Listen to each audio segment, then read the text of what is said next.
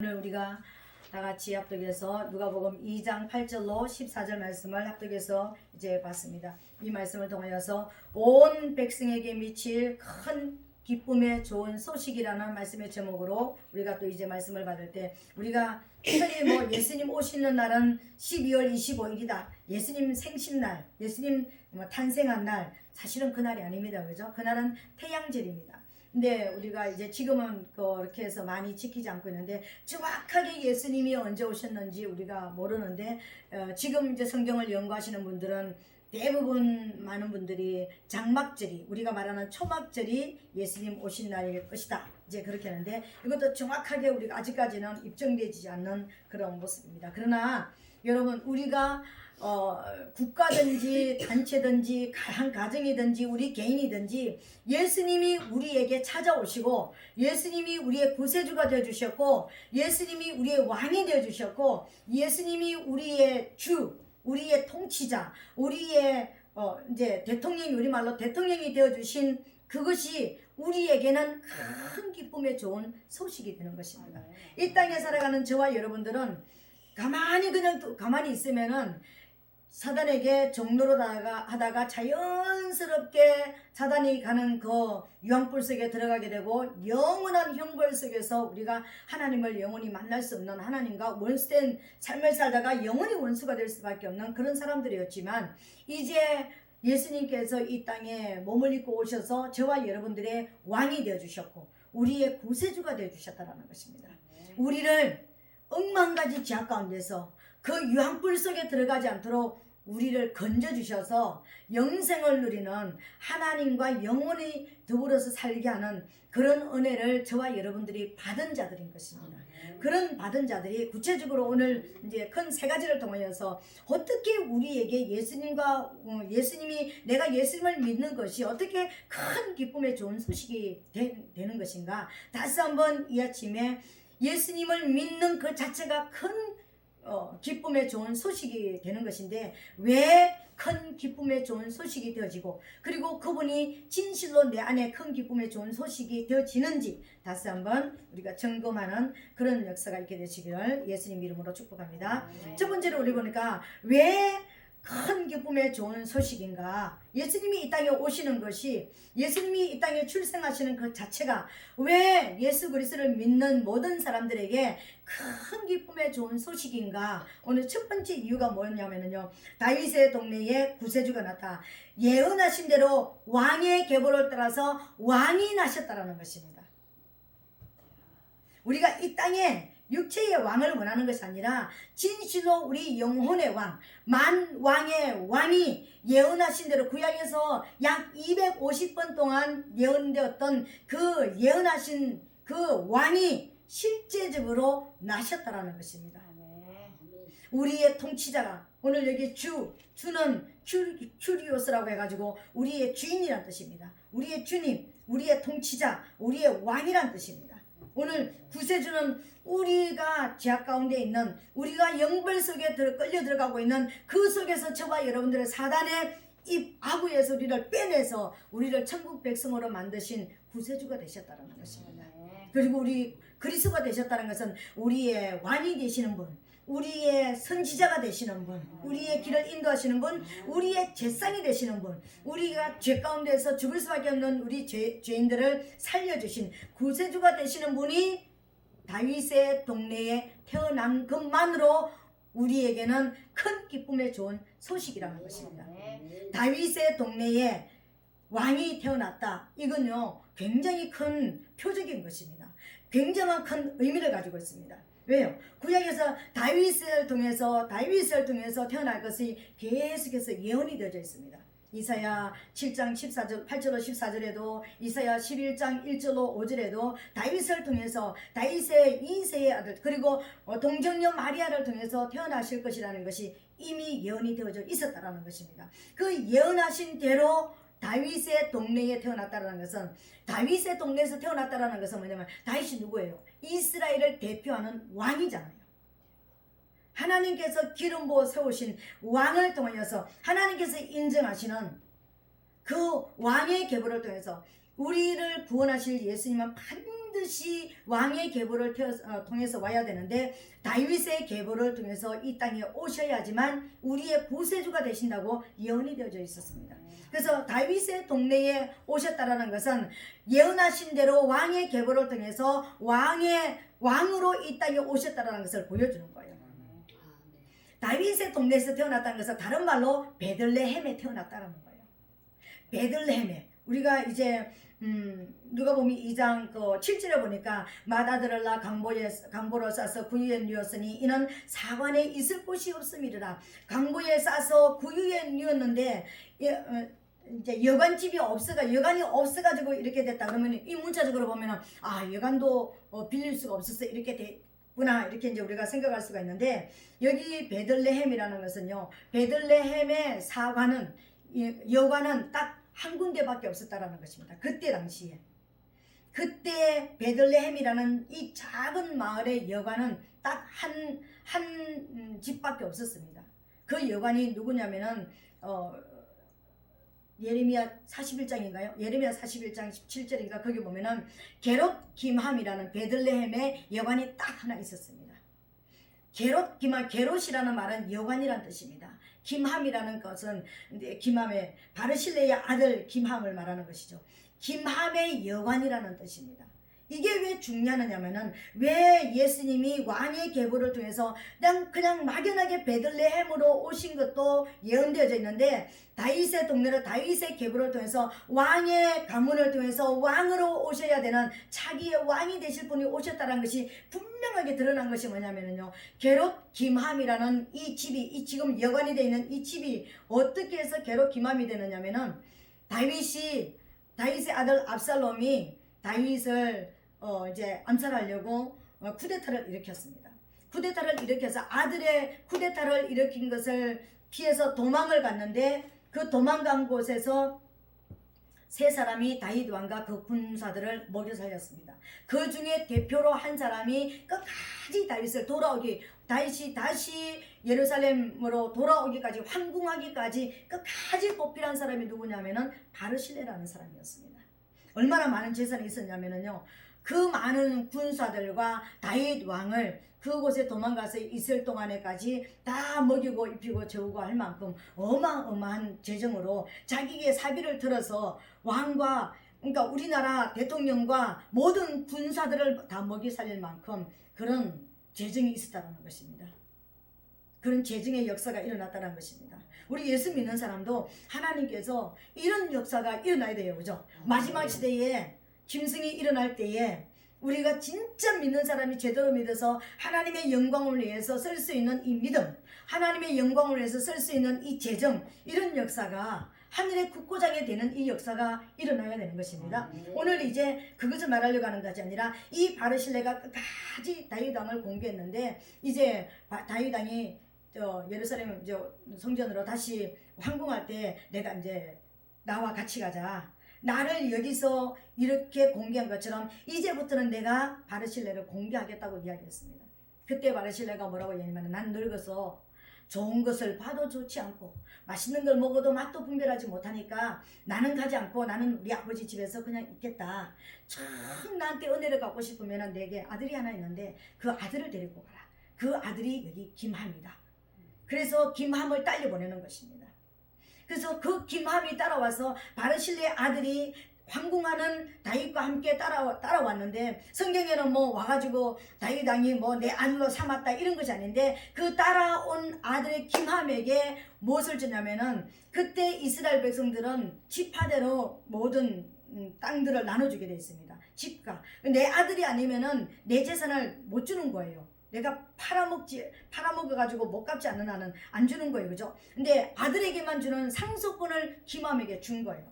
그래서 그 예루살렘에 있는 다윗의 동네, 다윗의 가문에 있는 여러 그 전지 중에 김함에게 살 수 있는 터전을 준 것입니다. 아들처럼 삼았다는 거예요. 아들로 삼았다라는 거예요. 그때 그 다윗에게 상속을 받은 김함이 나중에 거기서 뭐가 되느냐면은 김함, 게롯 김함이 되는 것입니다. 그 땅에다가 여관을 짓는 거예요. 여관을 하게 된 거예요. 이건 제 이야기가 아니라 역사책에 보면은요, 그때 당시에는 여관이 하나밖에 없었대요. 계록 김함 하나밖에 없었답니다. 그러니까는 김함의 여관집이라는 이 여관이 한 군데밖에 없었다라는 것입니다. 그곳에 예수님께서 태어나신 것입니다. 그러니까 예수님이 저 나무 동네에 나무 집에 가서 아무 의미 없이 베들레헴 가가지고 나무 여관집에 누운 것이 아니라 다윗의 계보를 통해서 분명하게 왕이시니까 왕의 가문을 통해서 왕의 집으로 자기 집으로 오시는 게 맞는 거예요. 자기 집으로 온 겁니다. 그러니까 우리가 그냥 몰라서 그냥 여관집에 나무집에 뭐 이렇게 구유에 누웠다 이렇게 여러분 생각하지 마시고 예수님께서 이 땅에 오실 때는 예언하신 대로 왕의 육으로도 왕의 계보를 통해서 왔고 영적으로도 왕의 계보를 통해서 오신 분이 정확하다라는 것을 여러분 믿으시기를 예수님 이름으로 축복합니다. 그래서 다윗의 동네에 구세주가 났다라는 것은요 아주 중요한 이야기인 것입니다. 다윗의 동네에 그것도 계록 김함에 들어왔다라는 것입니다. 그러니까 다윗의 가문을 통해서 그죠? 육적으로도 영적으로도 왕의 계보를 통해서 정확하게 이 땅에 오신 분이 우리의 구세주이고 우리의 주인이라는 것을 여러분 믿으시고 그분이 우리의 구세주가 된다는 것을 정확하게 주님께서 예표로서 예언으로서 말씀을 하신 것을 지금 나타내 주신 거예요. 그분이 우리의 왕이심을 믿게 되시기를 예수님으로 축복합니다. 그러니까 정확하게 그분은 우리의 왕이시기 때문에 우리에게는 큰 기쁨의 좋은 소식이 되는 거예요. 왕이 우리에게 나셨으니까. 그 왕은 빌립보서 보니까는요 모든 무릎이 우리 그 왕의 무릎 앞에 꿇게 되어지고요 모든 이 땅에 있는 열방이 다 그 주님 앞에 이제 절하게 되어지는 무릎을 꿇게 되어지는 만왕의 왕이 되실 분이라는 것입니다. 그 왕이 바로 저와 여러분들의 왕이기 때문에 저와 여러분들은 큰 기쁨을 받았고 좋은 소식을 받은 자라는 것을 믿으시기를 예수님 이름으로 축복합니다. 그리고 두 번째로는 왜 큰 기쁨의 좋은 소식이냐면요 예언하신 대로 구세주가 나셨기 때문에 예언하신 대로 나셨기 때문에 오늘 우리 14절에 보니까 지극히 높은 곳에서는 하나님께 영광이요 땅에서는 기뻐하심을 입은 사람들 중에 평화로다. 우리가 이 생각하면 말씀만 그냥 높은 곳에서는 예수님이 오셨으니까 지극히 높은 곳에서는 하나님께 영광이요 이 땅에 있는 모든 사람들에게는 그냥 기쁨이거나 막연하게 기쁨이거나 왜 하나님께 영광이고 왜 우리 기뻐하는 모든 기쁨을 입은 모든 자들에게는 기쁨이 되었을까요? 구원받는 저와 여러분들에게는 왜 기쁨이 되었을까요? 거기에는 숨어있는 이유가 있었다는 것입니다. 사단은 창세 이래로 하나님이 만드신 아담과 하와를 속여서 선악과를 먹게 한 이후부터 시작을 해가지고요 이 땅에 구세주가 오실 것을 우리 인간들은 모르고 있었는데 사단은 알고 있었습니다. 그래서 사단은 창세 이래로 예수님 오시는 그날까지요 구세주가 이 땅에 오시지 못하도록 길을 계속해서 막고 또 막고 왔습니다. 그래서 범죄하게 만들고 자녀가 없게 만들고 여러분 아브라함도 결혼해가지고 몇 년 만에 아기를 낳았습니까? 25년 만에. 믿음의 조상인 아브라함도 25년 만에 낳았습니다. 근데 25년 만에 아기를 낳았는데요. 25년 만에 낳기 전에 이스마엘이 먼저 왔죠. 그죠? 분명하게 하나님의 약속하신 하나님의 역사 사라를 통해서 정실 부인을 통해서 계보를 통해서 와야 되는데 종이 자녀를 먼저 낳게 만들었습니다. 근데 아브라함은 그걸 몰라가지고 이제 됐다. 이제 이스마엘 낳았으니까 됐다. 처음에는 종을 자기의 상속자로 삼았는데 이제 종을 통해서 또 이제 자녀라도 나니까 이제 됐다. 그런데 하나님께서는 아니라고 하셨습니다. 이삭이 오기까지 25년이 걸렸습니다. 사단은 왕이 왜 그걸 그렇게 만들었을까요? 예수님이 구세주가 이 땅에 오시지 못하는 길을 막았다는 것입니다. 이삭도 결혼해가지고 20년 동안을 자녀를 위해서 기도했습니다. 20년 동안 그 아내를 위해서 기도했더라는 것입니다. 20년 동안 기도해가지고요 에서와 야곱을 낳았습니다. 그리고 그 계보에 또 야곱도 아이를 낳아 유다도 낳았습니다. 유다도 아들 둘이나 낳았는데 그 두 아들 다 시가 없이 다 죽게 됐습니다. 그래서 유다는 누구와 결혼해가지고 이 왕선을 이어갑니까? 며느리와 다말과 며느리와 시아버지가 아기를 낳아서 이 계보를 지금 예수님이 오시는 길을 이어가고 있는 거예요. 예수님의 족보에 4 여자가 들어갑니다. 기생 라합도 들어갑니다. 이방 여인 룻도 들어갑니다. 그리고 오늘 아기를 낳은 동정녀 처녀인 마리아도, 이 마리아는요 그때 당시에 처녀가 아기를 낳으면 어떻게 됩니까? 돌에 맞아 죽습니다. 아기를 낳기 전에 이미 처녀가 그러니까 간음을 했다는 그 자체만으로도 끌려 나와서 돌에 맞아 죽어야 되는 그런 시대였습니다. 근데 아기를 낳을 수가 없는, 처녀가 아기를 낳을 수 없는 시대입니다. 생명을 초월한 희생이 있었다는 것입니다. 그런 수많은 일들이 왜 일어나는가? 사단이가 예수님이 오시는 길을 막았더라는 것입니다. 성경에 왜 그렇게 하나님의 역사 안에서 아기가 나지 못하고 아기가 났으면은 하나님 앞에 악해서 왜 시가 없이 왜 죽게 만들었는가? 사단이 예수님이 오는 길을 철저하게 막는 사단의 역사였다라는 것입니다. 그러면은 성경에서 사단의 역사만 있었을까요? 하나님은 사단이 어떤 길을 막아도 어떤 방법을 통해서라도 예수님이 오시는 길을 열었습니다. 그 열었던 승리가 오늘 예수님이 이 땅에 오시게 된 거예요. 하나님은 어마어마한 승리를 하신 거예요. 사단이 그렇게 4,000년 전부터 막았던 그 역사를 이제 이뤄냈던 것입니다. 그래서 하나님께 영광인 것입니다. 그 이뤄낸 걸로만 영광이 끝나는 것이 아니라 이 이뤄낸 이 예수님이 장차 사단의 머리를 깨트릴 자이기 때문에 완전한 승리예요. 완전한 승리가 시작이 됐다는 것입니다. 그래서 하나님께 영광이라는 것입니다. 오늘 하나님의 기뻐하심을 입은 저와 여러분들에게 평화가 왜 평화일까요? 이 예수님이 그렇게 사단이 막는 이 길을 따라서 하나님이 포기하셨다면, 구세주를 이 땅에 보내주시기를 포기하셨다면 우리는 살아날 길이 영원히 없습니다. 또한 우리를 살려주시기 위해서 그렇게 이 땅에 오셔서 죽어주시는 예수님이 포기하셨다면 우리는 살 길이 없는 거예요. 막고 막는 그 길을 열어서 오신 그분이 우리를 위해서 죽어주실 구세주가 되시기 때문에 그분을 믿고 구원받는 저와 여러분들에게는 평강이 없는, 영원히 평강하고 상관이 없는 저와 여러분에게 진짜 평강이 오게 된 거라는 거예요. 그래서 오늘 저와 여러분들은 큰 기쁨의 좋은 소식을 받은 자들인 것입니다. 예수님이 이 땅에 오셨다는, 구세주가 되신다는 것 자체만으로 하나님께 영광이요, 우리에게는 우리 이제 살았구나, 이제 우리는 천국 가는구나, 이제는 주님을 믿고 주님의 말씀대로 따라가면 우리 앞에는 천국이 열리구나. 이전에 사단이 그렇게 막는 그 길을 통해서 예수님을 구세주로 이 땅에 오신 그분이 지금 내 앞길을 아무리 막고 죄짓게 만들고 예수 믿지 못하는 그 길을 준다 할지라도 예수님은 반드시 자녀의 길을 열어서 천국까지 우리를 오게 하실 것이라는 이 확신 때문에 오늘 저와 여러분들은 기쁨의 좋은 소식을 받은 자들이고 평강을 누리기에 합당한 자들인 것입니다. 오늘 그 평강을 누리게 되시기를 예수님 이름으로 축복합니다. 마지막 세 번째로요, 왜 예수님이 이 땅에 오시는 것이 우리에게 큰 기쁨의 좋은 소식인가 하면요, 이 예수님께서 어디에 오셨냐면 강보에 쌓여서 구유에 누이셨더라 그랬습니다. 이것도 예언대로 오셨다라는 것입니다. 예수님이 이 땅에 오셔가지고 예수님이 오셔서 예언대로 오신 이분께서 어떻게 사역하실 것이고 어떤 방법으로 저와 여러분들을 구원해 주실 것인지 오늘 이 짧은 이 말 속에 오늘 12절에 보니까 너희가 가서 강보에 쌓여 구유에 누인 아기를 보리니 이것이 너희에게 표적이니라 하더니, 이 표적이라는 게 뭡니까? 구세주가 될 표적이라는 것입니다. 너희 그리스도가 될 표적이라는 것입니다. 너희에게 왕이 되실 표적이 구유에 누인 아기가 바로 표적이라는 겁니다.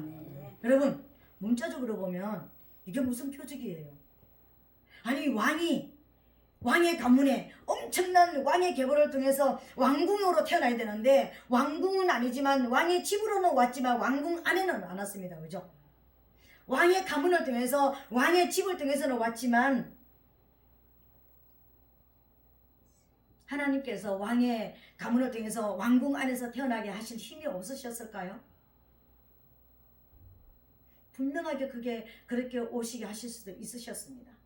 그럼에도 불구하고 사간에 있을 곳이 없어서 강보에 사서 구유에 누이는 우리가 볼 때는 너무나 초라하고 너무나 믿겨지지 않는 이런 구세주가 오시게 된 거예요. 왜 그런 역사가 일어났을까요? 우리에게 표적을 보여주시기 위해서요. 어떤 표적? 죽어가는 우리를 살릴 표적이라는 것입니다. 왕을 잃어버린 저와 여러분들께 왕이 되실 표적이라는 것입니다. 왜 표적일까요? 이 구유에 누인 것이 오늘 저와 여러분들에게 주시는 하나님의 표적입니다. 구유가 뭡니까? 우리가 쉽게 말하면 짐승 밥그릇이잖아요. 왜 예수님을, 왕으로 오신 예수님을, 왜 하나님을 짐승의 밥그릇에다가 뉘었을까요? 그게 표적이라는 거예요. 짐승의 밥그릇에 누인 것은 짐승의 밥이 되기 위해서 오셨다라는 것을 보여주는 거예요. 여러분, 이 말은 다르게 말하면은 지금 저와 여러분들이 예수님을 만나지 못한 모든 사람들은 짐승의 밥으로 이 땅에 살아가는 거예요. 이 땅에 있는 모든 사람들은 짐승의 밥으로 살아가는 거예요. 우리 하나님을 모르면 짐승의 밥에 불과한 거예요. 짐승이 마음껏 저와 여러분들을 휘둘르고 범죄하게 만들고 짐승의 종로로 다다가 유황불 속에 같이 들어가는 거예요. 우리는 한치도 오차가 없이 짐승의 밥이었습니다. 짐승이 버리면 버리고 취하면 취할 만큼 무자비하게 짐승의 입에서 찢기고 상해야 될 그런 존재들이었습니다. 그 짐승의 밥이 되어서 영원한 형벌 속에 들어가는 저와 여러분들을 위해서 그 자리에 누우셨다는 것입니다. 짐승의 밥이 되어서 저와 여러분들을 살리시기 위해서요. 그래서 초림에서 오신 예수님을 죽으러 오신 예수님이라고 얘기하는 거예요. 저와 여러분들을 위해서 죽어주러 오신 분이에요. 우리가 쉽게 말해서 설교 들을 때 예수님이 우리를 위해서 죽어주러 오셨습니다. 예수님은 저와 여러분들을 위해서 십자가 지러 오셨습니다. 이분은 정확하게 하나님께서 말씀을 통해서 예언하고 정확하게 어떤 모습으로 죽어주실 것인지, 어떤 방법으로 죽어주실 것인지를 단순하게 십자가로 지는 것이 아니라 짐승의 밥이 되기 위해서 이 땅에 오셨다는 것을 보여주는 거예요. 왜요? 짐승의 밥이 되어서 지금 죽어가는 저와 여러분들을 살리기 위해서요. 우리가 그렇게 처참하게 살아가던 사람들이었습니다. 근데 십자가 지심으로 우리를 위해서 대신 죽어주러 오신 분이 바로 예수님이라는 걸, 이 강보에 쌓여서 누워있는 이 아기가 나를 위해서 대신 죽어주러 오신 분이라는 것을 표적으로 보여주셨다는 것입니다. 우리는 오늘 그분을 사랑합니다. 그분을 믿고 있습니다. 그분이 우리의 왕이심을 믿습니다.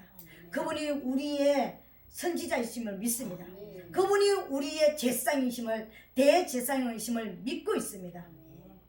지금만 믿는 것이 아니라 영원히 이 땅에 사는 동안에 믿어서 이제 주님 앞에 주님 품에 안기는 그날까지 우리 믿는 거예요. 그리고 그분이 내가 짐승의 밥이 되어서 찢겨서 죽어야 될 내가, 영원한 형벌 받을 내가, 예수님이 대신 누워주시는 짐승의 밥 되시는 그 은혜 때문에 살아났다라는 것을 여러분 믿으시기를 예수님 이름으로 축복합니다. 여러분, 하나님은 얼마나 정확하게 보여주셨습니까? 니들은 지금 짐승의 밥이 되어서 지금 찢기고 있고 상하고 있는 중이다. 갈기갈기 찢기고 있는 상태이다. 그런데 내가 가서 대신 죽어주마. 너희들은 살아나라. 피투성이가 되어도 살아나라. 살아만 있으라. 하나님 앞에만 돌아오기만 해라. 내가 구원하겠다라는 하나님의 역사인 것입니다. 오늘 저와 여러분들은, 어떤 분들은 그래서 내가 십자가에서 예수님이 나를 죽어주셔가지고 감사해서 감격해서 맨날 감사 감격으로 끝나는 사람이 있습니다. 여러분, 우리 신앙은 감사 감격으로 끝나면 안 되는 신앙이에요. 우리 신앙은 하나님 감사합니다, 감격하고 감사하고 막 감사해서 끝나는 것이 아니라 이 감사와 감격이 또 다른 헌신을 만들어내야 되는 거예요. 왜 하나님은 이렇게 철저하게 표적으로 보여주시냐면은 내가 네 대신 네가 죽어야 되는 그 자리에 누워서 내가 죽어줄 테니까 살아난 너도 나와 같이 십자가를 지고 나와 같이 가정을 위해서, 나와 같이 자녀를 위해서, 나와 같이 다른 사람을 위해서 헌신하며 하나님 앞에 나오기를 원한다는 것입니다. 이게 행함이 있는 믿음이에요.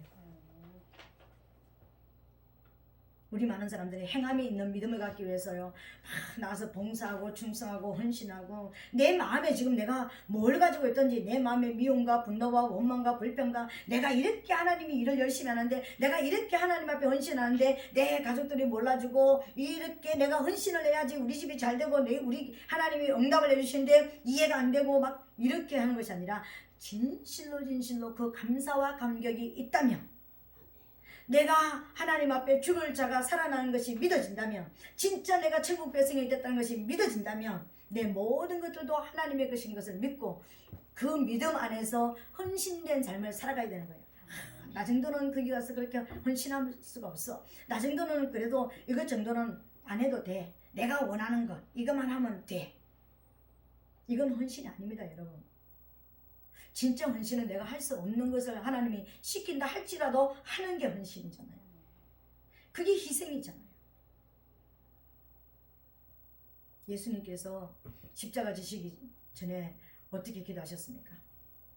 엘리 엘리 라마 사박다니, 나의 하나님 어찌하여 나를 버리시나이까.